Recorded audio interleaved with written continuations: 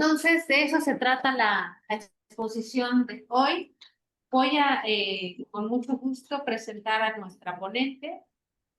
Y la foto que estoy mostrando ahorita también la voy a explicar al final, pero para mí es importante que ya la tengan en mente para que al final les pueda dar el contexto de en qué lugar fue tomada y cuándo. Para mí es importante que desde el inicio podamos empezar con una pequeña recapitulación de cuál es nuestra situación como seres humanos y como mexicanos, pero como, simplemente como habitantes de este planeta. Yo sé que ustedes son estudiantes en ciencias exactas, entonces, bueno, no me quiero tardar mucho en esta parte, ¿no?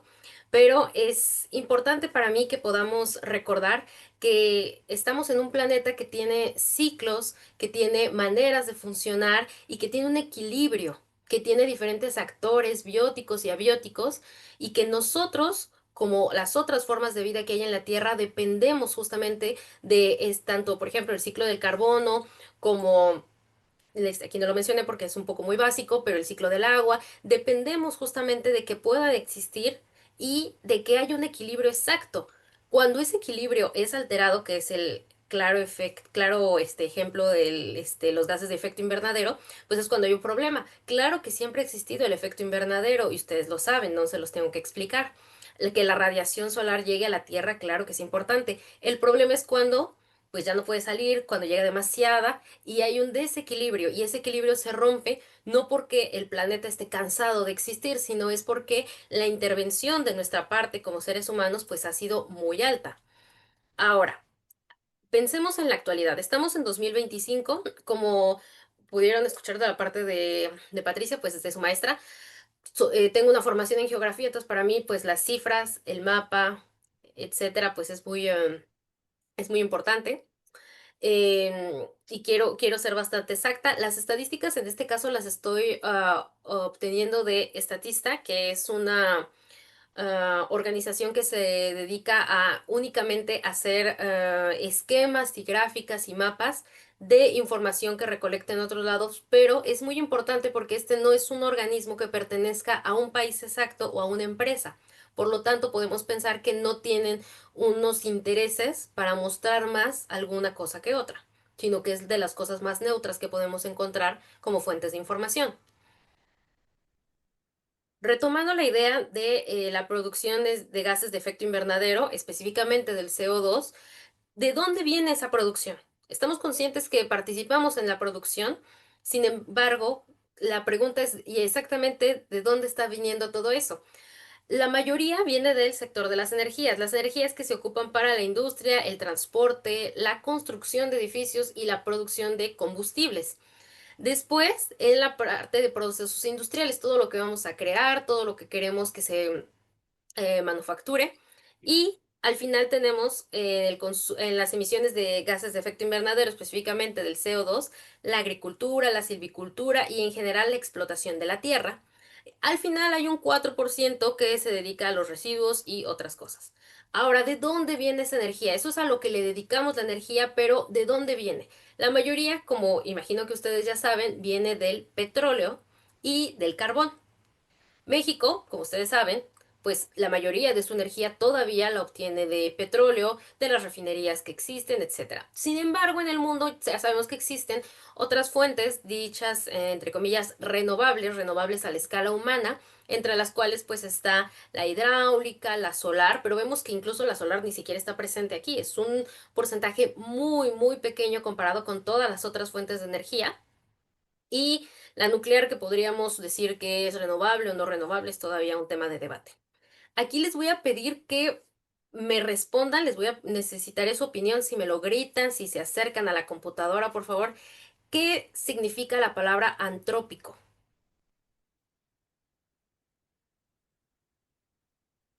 ¿No? Es la era geológica definida por los seres humanos. Después del Holoceno viene la cosmología. Gracias. ¿Cómo se llama nuestro compañero? David, Gracias, David. Eso es el antropoceno. Lo antrópico quiere decir que ha sido modificado por el ser humano. Puede ser que un campo es antrópico porque dejó de ser, era bosque al final, al inicio, y entonces después hubo muchas modificaciones y es un campo antrópico porque hubo una modificación, una intervención del ser humano.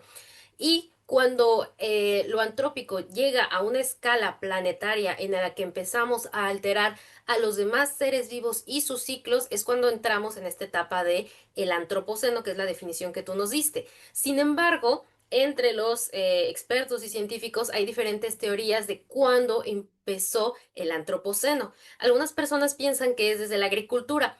¿La agricultura saben más o menos cuándo empezó? ¿No? ¿Sí? ¿Me pueden hacer señas de lejos?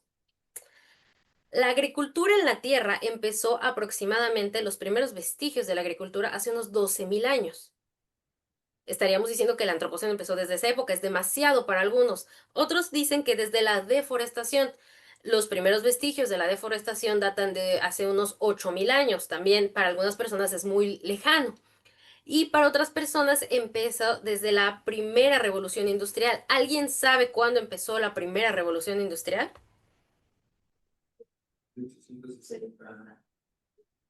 1860, ¿me cuentan? Sí, con que ya me dijeran siglo XIX, con eso yo ya estaba satisfecha. Y los primeros ensayos nucleares, no, pero la primera revolución, perdón, es de 1780, más bien siglo XVIII. Y los primeros ensayos nucleares son de inicios del siglo, primera mitad del siglo XIX, del siglo XX, perdón. ¿Por qué? Pues porque justamente hay partículas en la atmósfera que se empiezan a emitir, que alteran todo lo demás, etcétera. Entonces, bueno, todavía no nos ponemos de acuerdo, los científicos todavía no se ponen de acuerdo de cuándo empezó el antropoceno, pero estamos conscientes que, aunque no estemos seguros de cuándo empezó, lo estamos viviendo actualmente. Todos nosotros ya nacimos en el antropoceno. Estoy un poco más grande que ustedes, pero seguimos siendo bastante contemporáneos. Todos nacimos ya dentro del antropoceno. ¿Eso qué implica? Insisto, no me quiero tardar mucho en esto porque ustedes ya, imagino que ya lo han escuchado antes, implica cambios en todo el planeta, que eso se le conoce como cambio climático o calentamiento global. En esta plática podemos utilizarlos como sinónimos. Eso incluye cambios biológicos, climáticos y geológicos. Los biológicos es justamente toda esta modificación de las especies. Los climáticos es con respecto a los eventos, no quiero ser redundante, pero a los ciclos naturales que existen en el planeta y que alterar justamente a algunos actores bióticos o abióticos, podemos pensar un poco más en los abióticos, es lo que va a producir estos cambios en el clima, y los geológicos, que es la erosión del suelo, la desertificación, alteración del ciclo del agua, etcétera. Estamos ya viviendo en esta época donde no podemos regresarnos. Los cambios que ya se han hecho de hace décadas, los vivimos las consecuencias ahora. Las consecuencias de lo que hicimos el año pasado no las estamos viviendo ahorita. Casi no. Realmente son consecuencias que estamos arrastrando en toda esta etapa que es el antropoceno. Ahora, también tenemos que lidiar con la problemática de los residuos. Los residuos en el mundo, y regreso a la misma fuente de información, es de 2018 el primer mapa y de 2020 las gráficas. En 2018, más o menos podemos ver cuántos kilos están emitiendo por persona al año. Para un mexicano promedio, más o menos cuántos kilos se están emitiendo al año. ¿Quién me lo dice?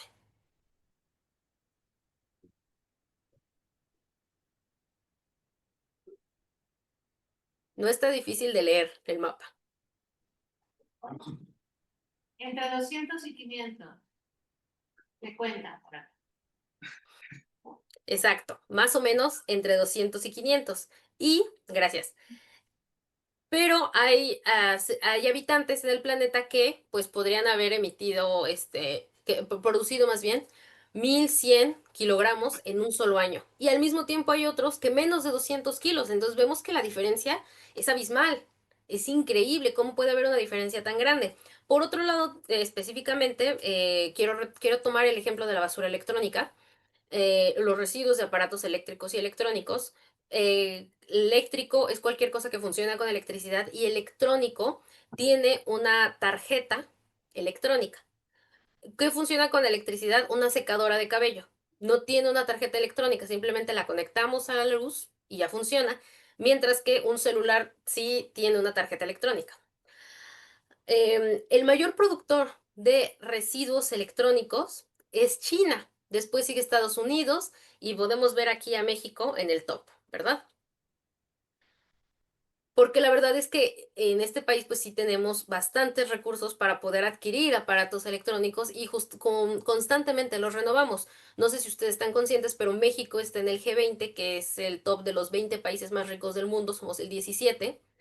Hay muchísimos países en el mundo y nosotros somos de los 20 más ricos. Pero eso también hace que así como tenemos la posibilidad de adquirir, también tenemos la posibilidad de desechar y producimos una cantidad de basura enorme y de basura electrónica estamos en el top. Ahora, y estas cifras son bastante recientes, son 2018, 2020, yo sé que 2018 tal vez para ustedes es de hace mucho, pero para poder obtener un mapa o una gráfica con estas estadísticas, es difícil tener uno de 2022. Ahora, ¿qué pasa específicamente en México? Es porque al final ese es un mapa a nivel mundial bastante amplio. Pensemos en el país en general, no solamente en la capital, sino en todo el país. La generación aproximadamente por cada habitante es de 1 kilo al día, pero de ese kilo, aproximadamente cuando el sistema, los trabajadores de limpia, el sistema de recolección va a recuperar los residuos, aproximadamente 95% va a estar mezclados. Orgánico lo van a entregar en 2% separado e inorgánico separado 3%. Normalmente este inorgánico separado es un inorgánico que puede ser eh, reciclado, que puede ser recuperado. Esto estamos hablando que estas estadísticas son de lo que se recoge de casa-habitación y la disposición final en un relleno sanitario es del 40%. Quiere decir que de nuestro 100% del kilo, únicamente 40% va a llegar al relleno sanitario. ¿Alguien sabe qué es un relleno sanitario? ¿No? Es un vertedero, ¿no? Más o menos podemos Como los decirle, residuos de la ciudad, pero solamente materiales de hospitales y que se usan para la sanidad pública. Pero esos son los desechos sanitarios. ¿Qué es un, relacionado con los desechos de la salud pública? ¿Puede ser? Hospitales, enfermerías. un relleno sanitario. Es una buena propuesta. Un relleno sanitario sí es como un vertedero, podemos llamarlo, pero es una construcción de ingeniería de las mejores que existen en el mundo. No existe, no es porque estemos en México, sino es que en general en todo el mundo no existe una mejor técnica para la gestión de residuos cuando ya están revueltos y no se pueden separar porque ya están muy contaminados entre ellos. La solución en ese caso es hacer un hoyo en el suelo, poner una geomembrana de diferentes capas que va a estirarse y va a resistir mucho, y después poner la basura y enterrarla. Es lo mejor que sabemos hacer como seres humanos. Y que justamente está bastante controlada en el sentido de que van a ver una planeación. Normalmente son privados, entonces son personas ajenas al gobierno que que van a rentar o van a vender más bien un pedazo de terreno para que ahí pueda el gobierno ir a colocar los residuos, etcétera. Por otro lado está, sí, y como les digo, hay una geomembrana que va a proteger el suelo para que, en teoría, pues la basura no pueda pasar esa geomembrana, no pueda contaminar lo que hay abajo, que sea tierra. Normalmente abajo no debería de haber agua, ¿verdad? Cuando se planea eso, hay unos estudios de impacto que se hacen, es lo más controlado y medido que se puede hacer. Y sabemos cuántos residuos entran ahí. Contrario al sitio controlado, entre comillas, el sitio controlado es una zona acordonada con alguna reja, con algún espacio medio cerrado para que no cualquiera pueda entrar. Y ahí se tira todo, pero podría estar incluso a cielo abierto porque no se cubre todo al 100%. Y por otro lado están los tiraderos a cielo abierto. Entonces, eso quiere decir que de nuestro 100% que vimos al día, únicamente el 40% llegó, entre comillas, a lo mejor que le podía tocar como residuo si no podía ser aprovechado. Sin embargo, La como ustedes, geomembrana, ¿sí? perdón, América, la geomembrana es como capas de arcillas o de algunos materiales naturales, ¿es así? No, O, la geomembrana es plástica, plástica ah, completamente, porque necesita estirarse y necesita ser lo suficientemente resistente. Puede ser, yo lo he visto, es de un espesor de unos que serán 10 centímetros de grueso. Entonces imagínense una capa de 10 centímetros, como una no quiero decir sonar muy como poco profesional, pero como una lona, pero muy gruesa, donde se va a poner y además que se va a poder estirar para aguantar más y más y más y hundirse en la tierra. Muchas gracias. Sí, y cuando está muy, muy bien planeado, incluso se pueden sacar energía de ahí porque queman los gases que se están, los lixiviados que van a salir, y los gases se van a quemar y entonces vamos a poder producir energía, o sea, en algunos donde está muy, muy bien planeado. Ahora, como ustedes saben y como yo lo sé, nada en esta vida es gratis. Cada recolección cuesta y la disposición final también cuesta. Y eso quiere decir que al día el gobierno tiene que pagar por todo el país 54.260.963 pesos todos los días destinados a la basura, lo cual pues lo multiplicamos y nos da la cantidad al año. Eso es una cantidad enorme que estamos literalmente, es dinero que se está literalmente tirando a la basura. ¿Por qué? Pues porque no le podemos sacar provecho al 95% que se recogió mezclado. Esa es nuestra situación actual, ahora.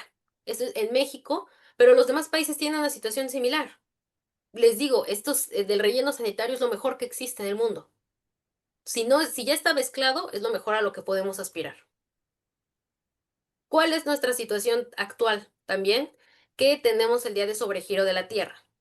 El día de sobregiro de la Tierra es cuando hipotéticamente decimos que para 365 días del año, el país tiene acceso, cada país en el mundo tiene acceso a una cantidad de recursos y tiene que dividir esos recursos entre 365 días. Y si se acaban los recursos antes de esos 365 días, que serían hipotéticamente el 31 de diciembre, está consumiendo los recursos del año siguiente y siguiente y siguiente. El problema es que queremos imitar el modelo de ciertos países y esos países no son modelos buenos, o sea, no son modelos correctos.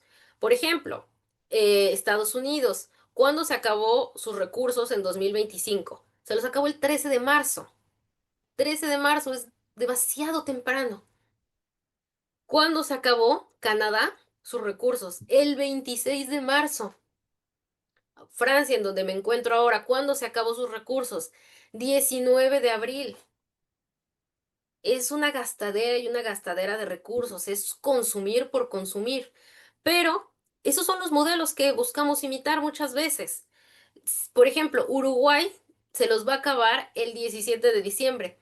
Pero nosotros, yo dudo que ustedes en su vida, en su vida cotidiana, digan, ah, yo quiero vivir como viven las personas en Uruguay.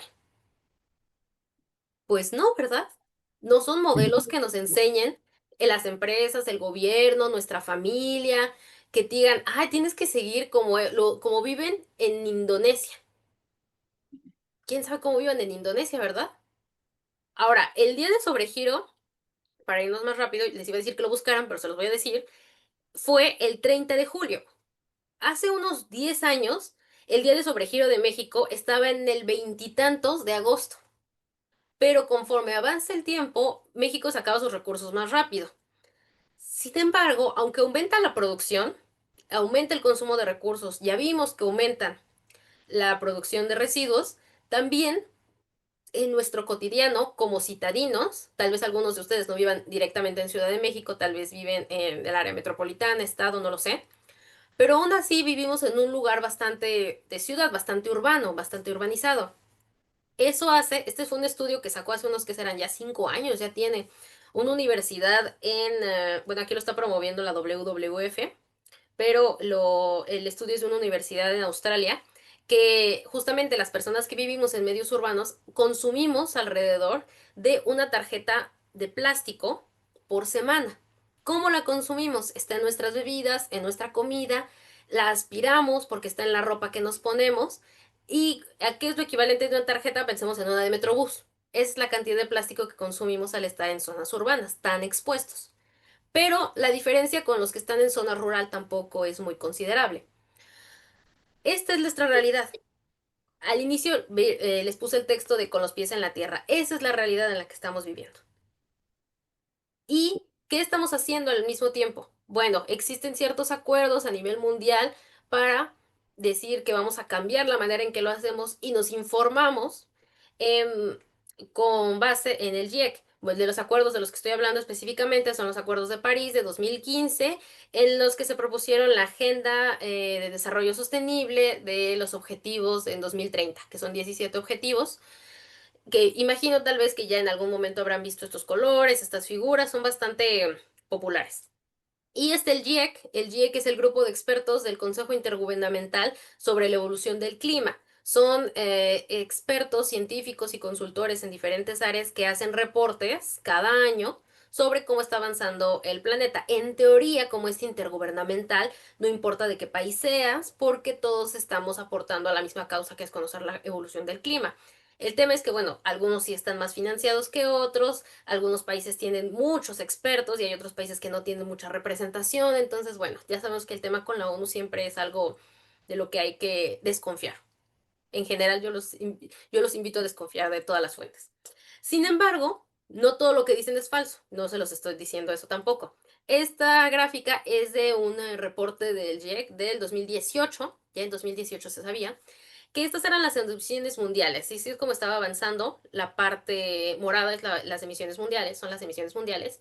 Lo que se espera, que es respetar los acuerdos de 2015, ya se alcanzó en 2018. Y la idea, pues sería no haber llegado hasta ese punto, y al contrario, tendríamos que bajar y bajar y bajar y bajar de manera exponencial.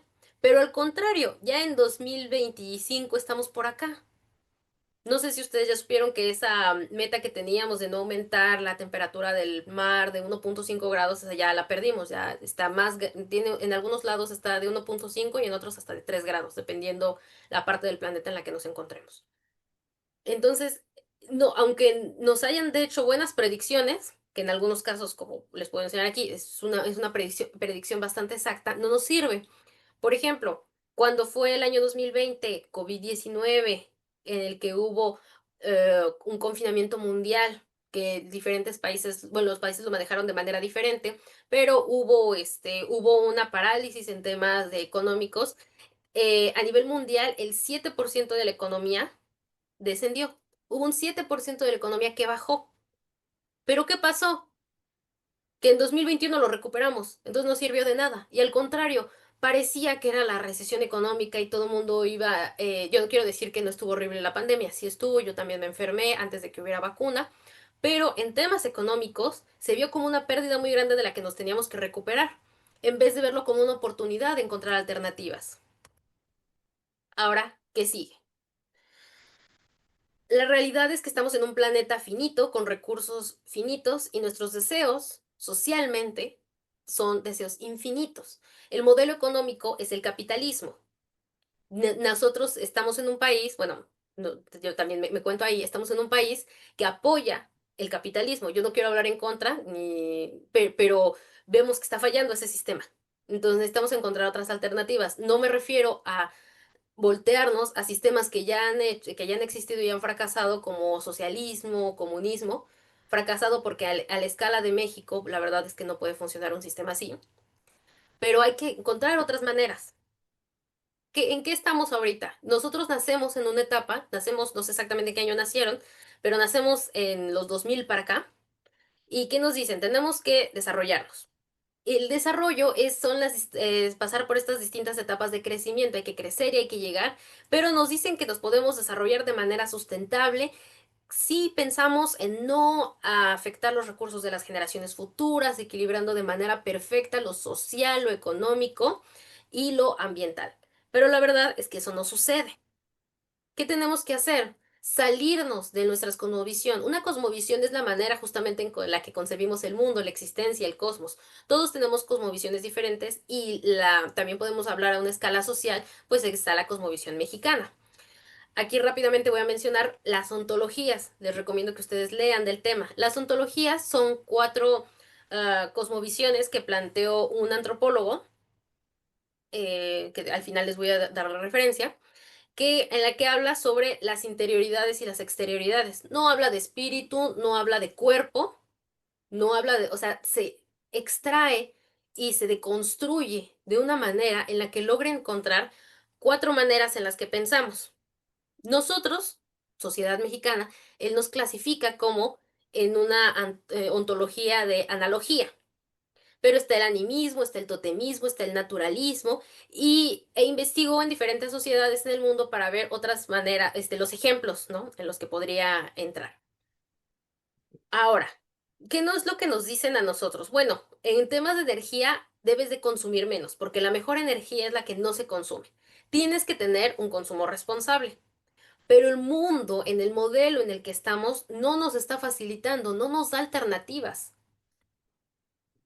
¿Qué tenemos que hacer nosotros? ¿Qué tienen que hacer ustedes, estudiantes, futuros científicos, mexicanos adultos, ya ciudadanos?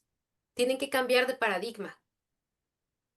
Estamos de acuerdo que el sistema no nos ayudó, el sistema económico, el sistema social, no solamente mexicano, a nivel mundial, le fallamos al planeta, ok, estamos de acuerdo. Necesitamos pasar a algo más. Yo les quiero hablar ahora de algunas posibilidades rápidamente. El decrecimiento. El decrecimiento es un término que se popularizó de la parte de un economista francés, también se llama Latouche, así se apellida, que el decrecimiento lo entendemos como la disminución, ¿no? De algo. El Serge Latouche, él propone las 8 R's del decrecimiento: reevaluar, reconceptualizar, reestructurar, redistribuir, retrasladar, reducir, reutilizar y reciclar. ¿Para qué? Para que podamos pensar de manera diferente y en vez de decir tengo que avanzar, tengo que crecer, tengo que ser más, consumir más, llegar a más, etcétera, tengo otras opciones. Vamos a reevaluarlo, vamos a pensarlo de una manera diferente, vamos a estructurarlo de una manera diferente. Y por otro lado tenemos la proposición de Helen MacArthur, que no hablan de crecimiento económico, sino de una economía circular. Yo pienso que el término ya lo han escuchado antes. Este es el mismo diseño que yo retomé de la Fundación Helen MacArthur, en la que habla de los servicios que pueden ser, los servicios y lo que se produce, los productos y servicios. Los productos están en la parte izquierda, en la parte verde, y los servicios de la parte derecha azul, que es esta parte en la que después de que lo producimos, lo entró a la línea de fabricación, no va a ser una línea, sino que va a ser un círculo porque lo vamos a regresar. En vez de que ustedes se compraran un celular cada 2 años, cada año si se puede, pues no, mejor vamos a darle mantenimiento y vamos a prolongar su vida. En vez de que la lavadora de la casa la tengamos que tirar, que vengan a darle mantenimiento y que se arregle. En vez de tirar el refri, en vez de tirar, etcétera. Vamos a reacondicionar, vamos a reutilizar. ¿Por qué tengo que comprar una lavadora nueva? Mejor compro una que yo esté reutilizando, que sea mía, puedo rentar una. Hay más maneras de pensar las cosas. No únicamente tengo que comprar, tengo que adquirir, tengo que poseer y tengo que ganar más. Esta es, por ejemplo, una manera en la que vemos el mundo. Lo que yo les estoy presentando aquí del lado izquierdo es el mapa en el que ustedes están acostumbrados a ver, que es el Mercator, la, la proyección de la Tierra de Mercator, y el de la derecha es la producción de la Tierra de Pascal, si no me acuerdo, si no me recuerdo, que es donde trata de mostrar cómo sería el tamaño, hacer una representación de la Tierra siendo lo más exacto en cuanto a al territorio. Como la Tierra es esférica, no tenemos una representación muy, muy, muy exacta, pero la que por convención usamos es la de Mercator, que hace que los territorios, los países que están más cerca del Ecuador se hagan más exactos y los que están más lejos estén más deformes. Por eso en nuestra mente, aquí podemos pensar, no, Rusia es enorme y África está muy chiquito, cuando la realidad es otra. ¿Pero por qué estamos acostumbrados? Pues porque nos presentaron un mundo que era de cierta manera, un paradigma que es una manera de hacer las cosas, un paradigma de ver el mundo, de concebirnos a nosotros mismos, de concebirnos en el planeta. Y también nos dieron un paradigma, nos dieron una cosmovisión de cómo nos teníamos que sentir nosotros y cómo nos tenemos que identificar o clasificar. Existen los países desarrollados y ¿en dónde estamos nosotros? Pues en los subdesarrollados. Están los del norte, ¿qué somos nosotros? Del sur. Están los ricos y ¿dónde está México? En teoría, entre comillas, los pobres. Están los avanzados y luego estamos los rezagados. Y así, pero en realidad podemos verlo de otra manera y pensar, están más bien los países sobreconsumidores y los países en búsqueda de un modelo societal. Realmente yo no les puedo ofrecer una conclusión y es por eso que quisiera que después pudiéramos intercambiar algunas ideas. ¿Qué tenemos que hacer? Bueno, tenemos que ser responsables del estilo de vida que tenemos, del impacto que tenemos. El que ustedes hayan llegado ahorita a tercer semestre de universidad los pone en una condición favorable por encima de millones, no de mexicanos, de seres humanos en el mundo que no llegan a tercer semestre de universidad por desgracias de salud, económicas, políticas, climáticas. Tenemos que tener disciplina en nuestra manera de actuar. Yo sé que es muy cómodo no tener disciplina, pero no podemos darnos ese lujo porque tenemos el acceso al conocimiento y a las herramientas. Tenemos que ser creativos. Lo que necesitamos son científicos que tengan ideas diferentes, gente que piense en temas de energía, pero que lo piense de manera diferente y que quiera trabajar en equipo, más allá de las etiquetas que podremos tener. Cada uno podemos contribuir a un cambio en el sistema, fuera del sistema, cambiando las reglas, cambiando los actores. Hay muchísimas maneras de hacerlo, pero en cada una de esas áreas se necesitan personas especializadas y que desde su área de especialización quieran contribuir y cambiar. Estas son tres recomendaciones de libros que les voy a dar, más allá de la naturaleza y cultura de Philippe Descola, que es el antropólogo del que les hablé. El cambio climático de Frédéric Durand es un geógrafo. Los plastiqueros de Dorothée Moissan, que es una periodista que recolectó información. Y este es un anime que habla sobre residuos y justamente la concepción diferente que podemos tener de los objetos. También se los recomiendo. Y, ay, se me pasó traducirla. Es importante que estemos conscientes de esto. No porque estemos conscientes de la colonización del imaginario, quiere decir que estamos decolonizados completamente. Yo sé que no con esta plática ya es suficiente para que ustedes digan, ah, ya me deconstruí, ya lo entendí. Es un proceso, yo tampoco he llegado a ese nivel. Todos estamos en ese proceso de deconstrucción, de buscar otros caminos, de buscar otras vías, de cambiar la manera en la que pensamos, pero ya empezando pues ya estamos avanzando. Esta es una imagen de donde yo estuve trabajando entre comillas porque no tenía salario, fui voluntaria, para conocer las condiciones de informalidad en las que se recuperan los residuos de aparatos eléctricos y electrónicos en Ciudad de México. Espero regresar. La técnica que uso dentro de las ciencias sociales son técnicas de etnografía en las que uno tiene que vivir las condiciones de las personas para poder después analizarlos y escribir sobre ellas.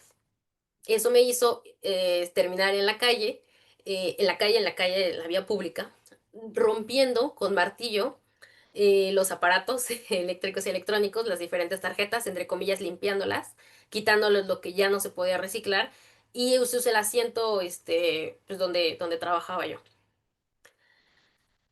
Y eso es todo. Gracias.